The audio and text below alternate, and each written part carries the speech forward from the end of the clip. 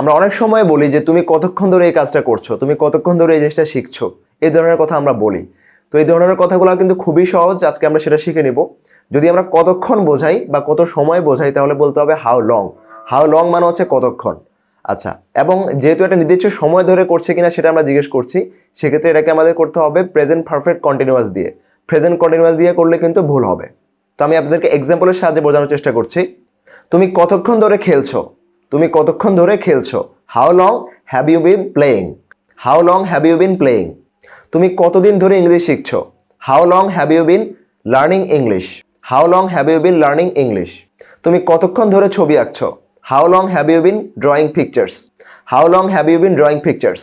তুমি কতক্ষণ ধরে ভাত খাচ্ছো, how long have you been eating rice. তুমি কতক্ষণ ধরে ক্রিকেট খেলছো, how long have you been playing cricket, how long have you been playing cricket. এবং এই কথাগুলোর উত্তরও কিন্তু আমরা সেমভাবেই দিব। আমরা যদি কাউকে জিজ্ঞেস করি যে তুমি কতদিন ধরে ইংলিশ শিখছো, how long have you been learning English.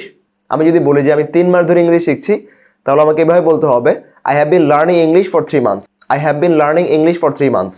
আমি যদি এভাবে বলি প্রেজেন্ট কন্টিনিউয়াস দিয়ে যে I am learning English for 3 months, তাহলে কিন্তু মনের ভাব প্রকাশ হয়ে যাবে, কিন্তু আমাদের গ্রামাটিক্যালি ভুল হবে। কারণ কোনো একটা নির্দিষ্ট সময় ধরে যদি কিছু একটা চলে, তাহলে সেটাকে প্রেজেন্ট পারফেক্ট কন্টিনিউয়াস দিয়ে বলতে হবে।